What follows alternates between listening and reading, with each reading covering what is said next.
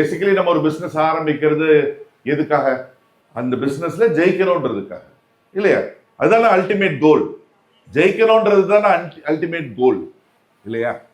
So என்னை பொறுத்த வரைக்கும் எப்படி ஜெயிக்கணும் அப்படின்னு கேட்டீங்கன்னா, நம்மளை கிண்டல் பண்ணவங்க, கேலி பண்ணவங்க, உன்னால முடியாதுன்னு சொன்னவங்க, நீ டைம் வேஸ்ட் பண்றேன்னு சொன்னவங்க, நம்மளை கிரிட்டிசைஸ் பண்ணவங்கள, நம்மளை பாடி ஷேம் பண்ணவங்கள, இவங்க எல்லார் முன்னாடியும் அவங்க வயறு எரியற அளவுக்கு நம்ம ஜெயிக்க கூடாது.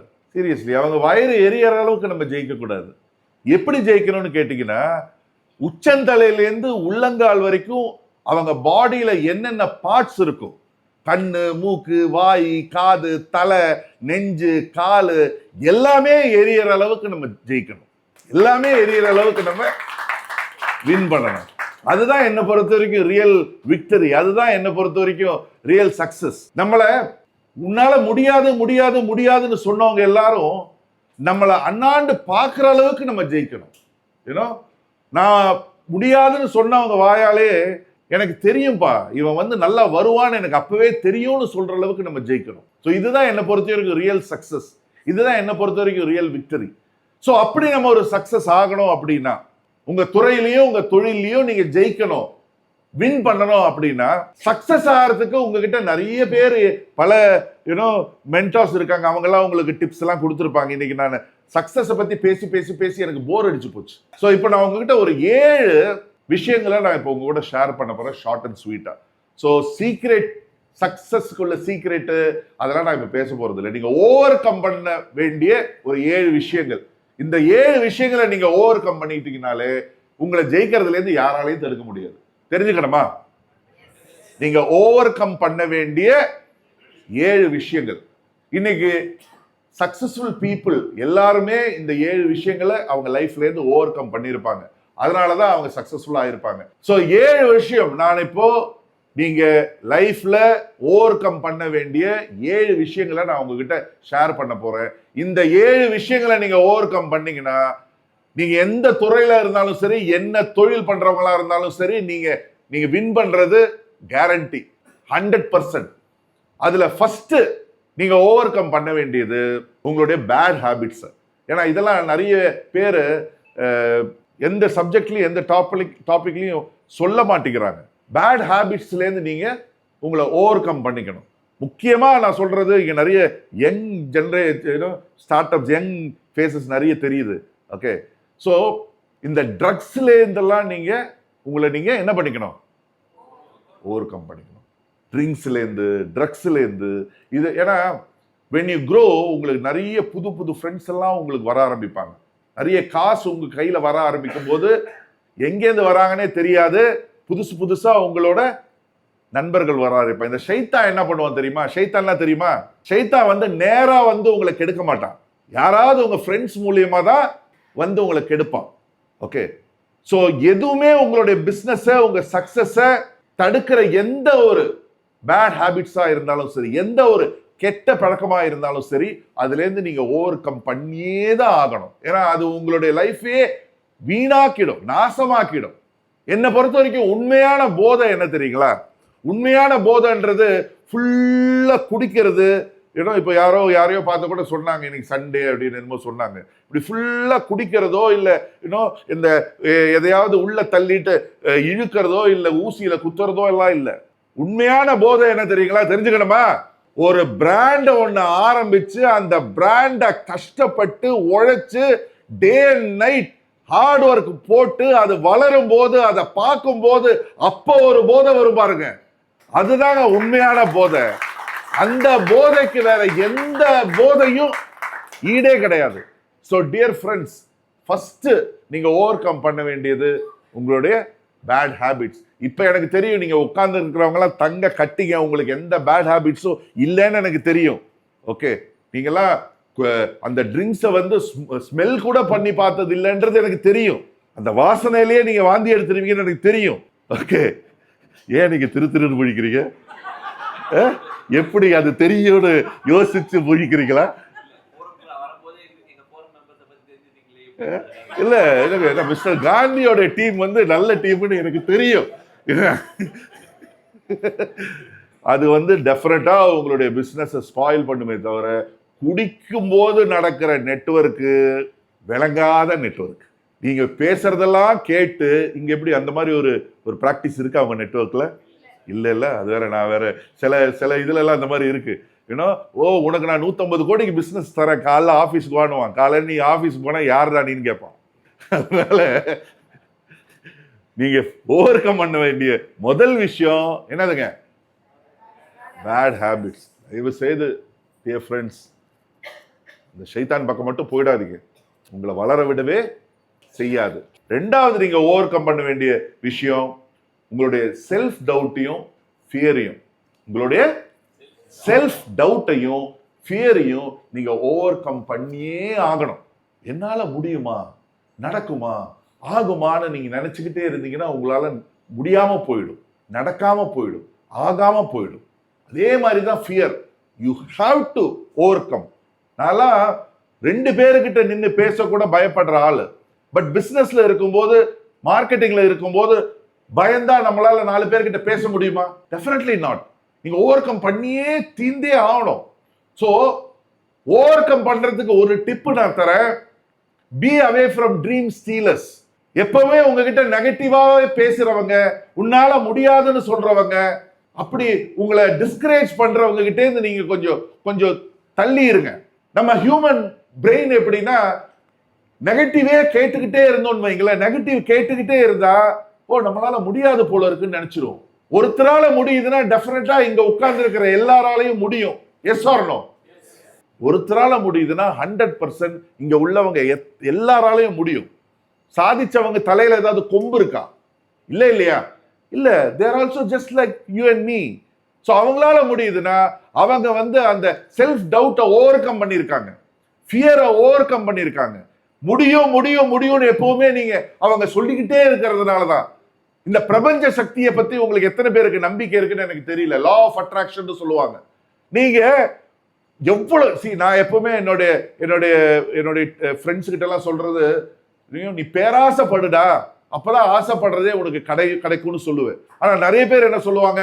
பேராசைப்படாதேன்னு. உண்மையை சொல்றேன், சத்தியமா சொல்றேன், நான் பேராசைப்பட்டதுனாலதான் இன்னைக்கு இந்த ஸ்டேஜ்ல உங்ககிட்ட பேசிட்டு இருக்கேன். ஓரளவுக்கு சக்சஸ் ஆனதுனால தானே மிஸ்டர் காந்தி என்னை கூப்பிட்டு உங்ககிட்ட பேச வைக்கிறாரு. Yes or no? நிறைய பேர் மோட்டிவேஷனல் ஸ்பீக்கர்ஸ்னு வந்து ஸ்டேஜ்ல பேசுவாங்க. 10,000 ரூபாய் காசை வாங்கிட்டாங்க. மாசமே அவங்களுடைய வருமானம் 40,000-50,000 ரூபாவா தான் இருக்கும். அவங்களுக்கு என்ன மோட்டிவேஷன் பேசுறதுக்கு அருகதை இருக்குன்னு எனக்கு தெரியல. I don't understand. இன்னைக்கு என்கிட்ட for your kind information எனக்கு இப்போ close to 40 branches ஆயிடுச்சு. 17 பிரான்ச்சோட ஒர்க் நடந்துட்டு இருக்கு. 1000 பேர் கிராஸ் ஆயிடுச்சு. என்னுடைய ஸ்டாஃப்ஸ் என்னை இன்ட்ரோடியூஸ் பண்ணும்போது 27 சொன்னீங்க இல்லையா? 1000 பேர் கிராஸ் ஆயிடுச்சு. ஓகே, இப்போ நான் வியட்நாம் போறேன் இன்னைக்கு நைட்டு நான் சொன்னேன் இல்லையா? அது கூட அங்க ஒரு பிரான்ச் ஒர்க் நடந்துட்டு இருக்கு. அது விஷயமா தான் நான் போறேன் அங்க ஓபன் பண்றதுக்காக. ஸோ ஆனா நான் முதல்ல செஞ்ச வேலை உங்கள பலருக்கு தெரியாது. நான் ஒரு கல்யாண மண்டபத்துல இலை எடுக்கிற வேலை தான் நான் செஞ்சேன். இலை போட கூட என்ன விட மாட்டாங்க. சாப்பிட்டு முடிச்சதுக்கு அப்புறம் அந்த எச்ச இலை எடுக்கிறது தான் நான் செஞ்சேன். இன்னைக்கு என்னுடைய ஒவ்வொரு ஸ்டாஃபுக்கும் ஆவரேஜ் பார்த்தா ஒரு 40,000 to 50,000 சேலரி கொடுக்குறேன். ஒரு 40,000 to 50,000 சேலரினா 1000 பேருக்கு அப்போ மாசம் நான் எவ்வளவு சேலரி கொடுக்குறேன்றது நீங்களே கால்குலேட் பண்ணி பார்த்துக்கோங்க later on. Are you all with me? அதுக்கு காரணம் என்னன்னா, என்னுடைய திறமையோ இல்ல பெரிய இடம் அதெல்லாம் கிடையாது. நான் வந்து முழுமையா நம்பினேன். நான் திருப்பி ஜெயிப்பேன்றத மட்டும்தான் என்னுடைய மனசுல இருந்தது. சோ பிரபஞ்ச சக்தி அதை அடையறதுக்குள்ள வழிமுறையை என் கண் முன்னாடி கொண்டு வந்து காட்டலாம். அதை கரெக்டா நான் யூஸ் பண்ணிக்கிட்டேன். உங்களுக்கு டவுட் இருந்து நம்மளால முடியுமா, 100 கோடி ரூபாய் மாசம் பிசினஸ் பண்ண முடியுமா, வருஷம் 1000 கோடி ரூபாய் வருஷம் பிசினஸ் பண்ண முடியுமா அப்படின்ற டவுட் இருந்ததுன்னா முடியாது. நீங்க இப்பவே நீங்க மேனிஃபெஸ்ட் பண்ண ஆரம்பிங்க. நான் இவ்வளவு பிசினஸ் பண்ண போறேன்னு அதை விஷுவலைஸ் பண்ணுங்க. ஏர் கண்டிஷன் பண்றீங்கன்னா நீங்க வந்து பெரிய பெரிய பிராண்ட்ல உங்க ஏசி பிக்ஸ் பண்ற மாதிரியே நீங்க விஷுவலைஸ் பண்ணுங்க. அது நடக்கும். அவங்களே உங்களை கூப்பிடுவாங்க. நீங்க அவங்கள கிட்ட போக வேண்டியதே இல்லை. அது அது கையில வந்து கிடைக்காது. அது அந்த அமையறதுக்குள்ள வழிமுறை உங்களுக்கு பிரபஞ்ச சக்தி ஏற்படுத்தி தரும். அதனால உங்களால முடியாதுன்னு சொல்றவங்க அவங்க யாரா இருந்தாலும் அவங்க கிட்ட கொஞ்சம் விலகியே இருங்க. ஏன்னா சொல்றதுக்கு சொல்லக்கூடாது இருந்தாலும் சொல்றேன், நீங்க நல்லா இருக்கிறது மேக்சிமம் யாருக்கும் பிடிக்காது. நீங்க நல்லா இருக்கலாம், ஆனா அவங்கள விட நீங்க நல்லா இருந்துடவே கூடாது. அப்படி நினைக்கிறவங்க தான் இன்னைக்கு அதிகம். அன்பார்ச்சுனேட்லி நம்மளுடைய ரிலேட்டிவ்ஸ் கூட அப்படிதான் இன்னைக்கு நிறைய பேர் நினைக்கிறாங்க. அந்த அளவுக்கு மோசமான ஒரு உலகத்துல நம்ம வாழ்ந்துட்டு இருக்கோம். நீங்க படிக்கிறதா இருந்தாலும் பாசிட்டிவான விஷயங்கள் தான் படிக்கணும், கேட்கறதா இருந்தாலும் பாசிட்டிவான விஷயங்கள் தான் கேட்கணும், பார்க்கறதா இருந்தாலும் பாசிட்டிவான விஷயங்கள் தான் பார்க்கணும், பேசுறதா இருந்தாலும் பாசிட்டிவான விஷயங்கள் தான் பேசணும், பழகிறதா இருந்தாலும் பாசிட்டிவான ஆட்கள் கிட்ட தான் பழகணும். அப்பதான் நீங்க எப்பவுமே பாசிட்டிவா இருப்பீங்க. அப்பதான் உங்களுக்கு எல்லாமே பாசிட்டிவா நடக்கும். சோ நீங்க ஓவர் கம் பண்ண வேண்டிய முதல் விஷயம் என்னது? Bad habits. ஃபுட்டும் அளவுக்கு மீறினால் அமிர்தமும் விஷம். பேட் ஹாபிட்ஸ்ன்றது நீங்க வெறும் குடிக்கிறதும் இல்ல அடிக்கிறதும் இல்லை. ஏன்னா சுவர் இருந்தா தானே சித்திரம் வரைய முடியும். Yes or no? அதிகமா சாப்பிட்டா அதுவும் பாய்சன் தானே. அளவா சாப்பிடணும். நீங்க கேட்கலாம், நீ என்ன, நான் கொஞ்சம் வெயிட்டா இருக்கேன் ஆனா ஃபிட்டா இருக்கேன். ஃபிட்னஸ் தான் முக்கியம். இது என்னுடைய அப்பா அம்மா கொடுத்த கிஃப்ட். எப்பவுமே நான் சின்னதுலேருந்தே இப்படிதான். ஓகே. ஸோ மூணாவது ஓவர் கம் பண்ண வேண்டிய மூணாவது விஷயம், முக்கியமான விஷயம், நிறைய பேரை பார்த்துருக்கேன். ரொம்ப திறமசாலியா இருப்பாங்க, ரொம்ப அறிவாளிகளா இருப்பாங்க, ஆனா உலக மகா சோம்பேறிகளா இருப்பாங்க. அப்போ ஓவர் கம் பண்ண வேண்டிய மூணாவது விஷயம் என்ன? லேசினஸ். லேசினஸ் இது ஒருத்தரை காலி பண்ணிடும். நாளைக்கு பண்ணிக்கலாம், நாளைக்கு பண்ணிக்கலாம், நாளைக்கு பண்ணிக்கலாம். அந்த நாளைக்கு வரலாம், வராம கூட போயிடலாம். வாழ்க்கையில ஜெயிக்கணும், சாதிக்கணும், முன்னுக்கு வரணும்ன்ற அந்த சென்ஸ் ஆஃப் அர்ஜென்சியும் கம்பெலிங் ரீசனும் பர்னிங் டிசைரும் உள்ளவன் நாளைக்குன்றது சொல்லவே மாட்டான். எப்ப நீங்க உங்க டிக்ஷனரியிலேருந்து 3 டீ எடுக்கிறீங்களோ அப்பதான் நீங்க உருப்படுவீங்க. என்ன டீன்னு சொல்லுவா? 3 டீ. 1 டயர்ட் அப்படின்ற டீ. ஜெயிக்கணும், சாதிக்கணும், முன்னுக்கு வரணும்ன்ற எண்ணம் உள்ளவங்க வாயில ஐ ஆம் டயர்டுன்ற வார்த்தையே வராது. 2வது டீ டுமாரோ. நாளைக்குன்னு சொல்லவே மாட்டாங்க. நாளைக்கு என்ன கேரண்டி உங்களுக்கு? நாளைக்குன்னு நாளைக்கு பண்ணிக்கலாம், நாளைக்கு பண்ணிக்கலாம். எனக்கெல்லாம் ஒவ்வொரு நாள் போகும்போது பயமா இருக்கு. 24 மணி நேரம் பத்தல, அவ்வளவு செய்யணும்னு இருக்கு. ரொம்ப கேஷுவலா எல்லாத்தையுமே நாளைக்குன்னு போஸ்ட்போன் பண்ணிக்கிட்டு இருக்காங்க நிறைய பேர். அவங்களெல்லாம் மனுஷங்க கணக்கிலே நான் சேர்க்க மாட்டேன். அவங்கெல்லாம் வாழறதுக்கே தகுதி இல்லாதவனுக்கு. தெரியாம கடவுள் படைச்சிட்டாங்க அவங்களெல்லாம். சீரியஸா சொல்றேன், தெரியாம படைச்சதுதான். ரிக்ரெட் பண்ணுவாரு கடவுள் இந்த மாதிரி சோம்பேறிகளை. வாயில நல்லா வருது, இருந்தாலும் நான் ரொம்ப ரொம்ப டீசெண்டா பேசிட்டு இருக்கேன். சீரியஸா இது ஏன் ஃபாரமா இருந்ததுன்னு வைங்களேன், வேற நபியில நீங்க பார்த்துருப்பீங்க. ஓகே, எனக்கு தெரியுது என்ன கொஞ்சம் சோம்பேறிங்க உட்கார்ந்து இருக்காங்க. அதுல எனக்கு கண்ணில் பளிச்சுன்னு தெரிஞ்சிடும். இல்ல உங்க டீம் அப்படி கிடையாது. ஸோ டியர் ஃப்ரெண்ட்ஸ், வாழ்க்கைன்றது ஒரே வாழ்க்கை தான். என்னதான் நீங்க குட்டிக்கரணை அடிச்சாலும் இன்னொரு வாழ்க்கை கிடையாது. பிறந்தோம் இறந்தோன்னு இருக்கக்கூடாது. ஏதாவது சாதிக்கணும். ஏதாவது சாதிக்கணும்னா நிறைய பேர் சொல்லுவாங்க பணம் அல்டிமேட் கிடையாது. பைத்தியக்காரன் தான் அப்படி சொல்லியிருப்பான். என்ன கேட்டா பணம் தான் அல்டிமேட். பணம் இருந்தா 99% எல்லாமே நம்ம கிட்ட இருக்கும். Yes or no? பணம் இல்லைன்னு வைங்களேன், இன்னைக்கு இந்த உலகத்துல ஒரு நாய் கூட நம்மளை மதிக்காது. ஒரு நாய் கூட மதிக்காது. நம்ம வீட்டில் இருக்கிறவங்க கூட மதிக்க மாட்டாங்க. நிறைய பணம் வேணும், நிறைய பணம் வேணும். உண்மையை சொல்லும் போது சிலருக்கு வலிக்கும், ஆனா நான் உண்மையை சொல்றேன். ஏன்னா அவ்வளோ அவமானங்களை பணம் இல்லாத காரணத்தினால நான் அனுபவிச்சிருக்கேன். ஒரு ஃபேமிலி ஃபங்க்ஷன்ல காசு இல்லாத காரணத்தினால வாங்கன்னு கூப்பிட கூட ஆள் இல்லாம நாங்க ஜஸ்ட் போய் அங்க மேல மேடையில ஏறிட்டு சாப்பிடாம கூட வெளியே வந்திருக்கோம், நானும் என் ஃபேமிலியும். காசு இல்லாத காரணத்தினால ஒரு ஃபங்க்ஷன்ல உட்கார்ந்து இருந்த என்ன எழுப்பி வேற ஒரு செல்வந்தரை உட்கார வச்சிருக்காங்க. இதெல்லாம் எந்த அளவுக்கு வலி தெரியுமா? நிறைய பணம் வேணும், அப்போ ரொம்ப உழைக்கணும். 24 மணி நேரம் ஏங்க உண்மையாவே ஜெயிக்கணும் சாதிக்கிறவன்ற 5-6 மணி நேரம் தூங்கினா போதுங்க. டாக்டர்லாம் சொல்லுவாங்க 8 மணி நேரம் 7 மணி நேரம் 9 மணி நேரம் தூங்கணும்னு. சொல்லுங்க அவனை போதும். நிரந்தரமா தூங்குதானங்க போற சுடுகாட்டுல மண்ணுக்குள்ள. அப்ப தூங்கிக்கலாம் நிம்மதியா. இது தூங்குறதுக்கு நம்ம வந்திருக்கோம், இந்த உலகத்துக்கு தூங்குறதுக்கு வந்திருக்கோம், சாதிக்க தானே வந்திருக்கோம். 5 மணி நேரம் போதுங்க.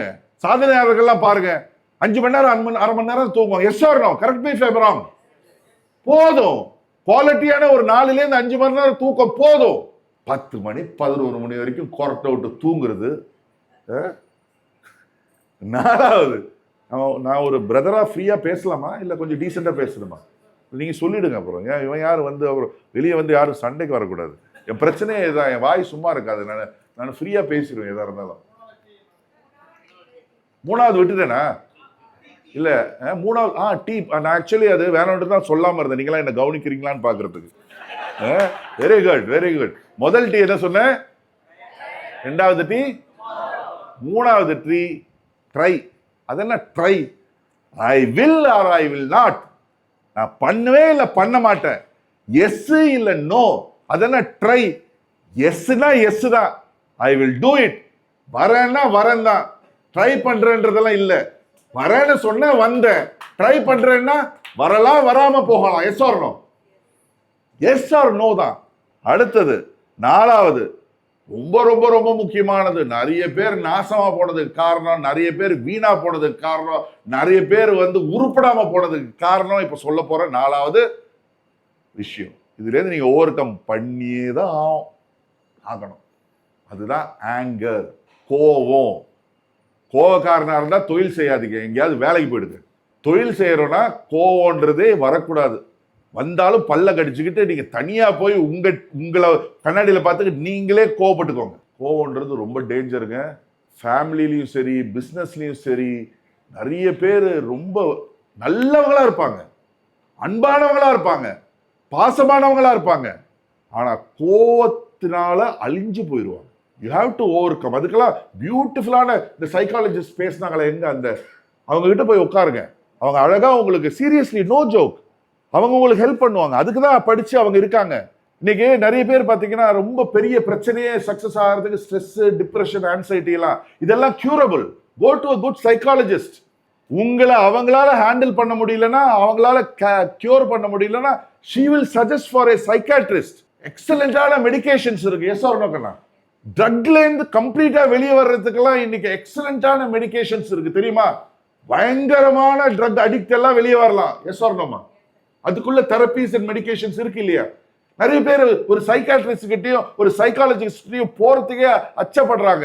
என்ன கேட்டா இங்க இருக்கிறவங்க எல்லாருமே மென்டலுக்கு நான் போய்தே ஆகணும். நீங்க இங்கன்னு சொல்றது நம்ம உலகத்துல நம்ம ஊர்ல எல்லாரும் சொல்றேன்.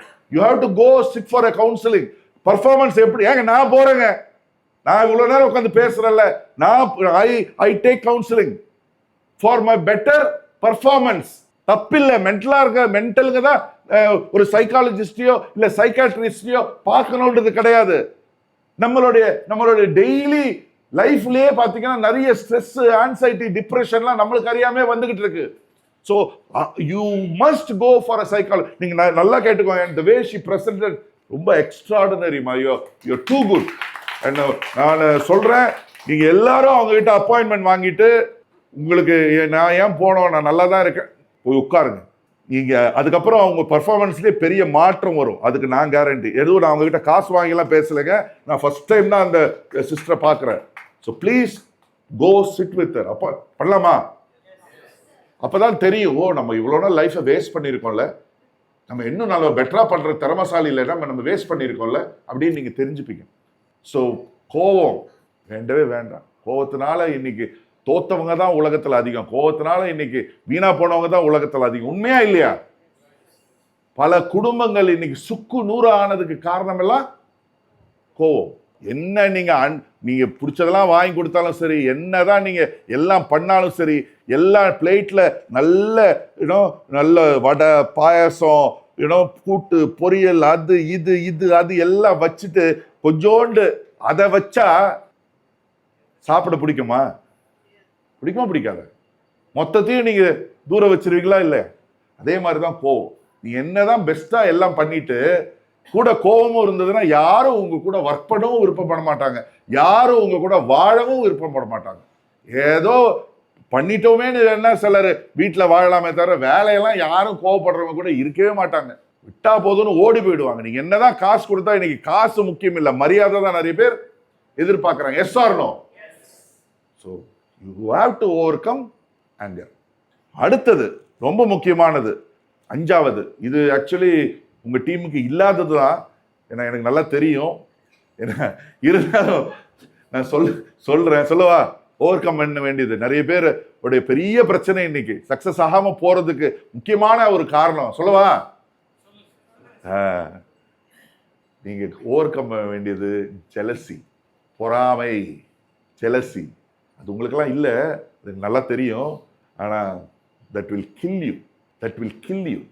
எப்போ நீங்கள் மற்றவங்களை பார்த்து மற்றவங்களுடைய வளர்ச்சிக்கு பார்த்து சந்தோஷப்படுறீங்களோ அப்போதான் உங்கள் வளர்ச்சி தானாக நடக்கும். அவனை பார்த்து நீங்கள் வயத்தறிச்சல் உங்களுக்கு வந்ததுன்னு வைங்க, அவன் பாட்டுக்கு பாரியா எவ்வளோ வளர்றான், அவனுக்கு பாரியா பிஸ்னஸ் எப்படி வளருது, அவனுக்கு பாரியா அழகான ஒய்ஃபு, அவனுக்கு பாரியா அழகான ஹஸ்பண்டு, அவனுக்கு பாரியா புதுசு புதுசாக காரில் வரான அந்த பொறாமை, அந்த ஜெலசி வர ஆரம்பிச்சிருச்சுன்னா அது உங்களை அப்படியே கொஞ்சம் கொஞ்சமாக வைரஸ் மாதிரி அது கொஞ்சம் கொஞ்சமாக அரிச்சிடும், உங்களை சக்ஸஸ் பண்ணாமல் விட்டுடும். இதெல்லாம் நிறைய பேர் சொல்லி கொடுக்க மாட்டாங்க. இதெல்லாம் ரொம்ப கரெக்டாமா சைக்காலஜிஸ்ட், அது அப்படியே அரிச்சிடும்ல நம்மளை. ஆனால் மற்றவங்க பார்த்து சந்தோஷப்பட்டா, உண்மையாக சந்தோஷப்பட்டா அது ஹெல்ப் பண்ணுமா இல்லையா? இல்லையா? நம்மளுக்கு ரொம்ப ஒரு ஃபீல் குட்டாக இருக்கும் இல்லையா? ஸோ பொறாமை மட்டும் யாரையும் பார்த்து அந்த பொறாமப்படுறதுனாலையோ கோவப்படுறதுனாலையோ, யார் மேலே நீங்கள் கோவப்படுறீங்களோ, யார் மேலே பொறாமப்படுறீங்களோ அவங்களுக்கு எந்த எஃபெக்டும் கிடையாது. எஃபெக்ட் எல்லாம் யாருக்கு? கோவப்படுற உங்களுக்கு, பொறாமப்படுற உங்களுக்கு. அடுத்தது 6வது நீங்கள் ஓவர் கம் பண்ண வேண்டிய முக்கியமான ஒன்று ஈகோ.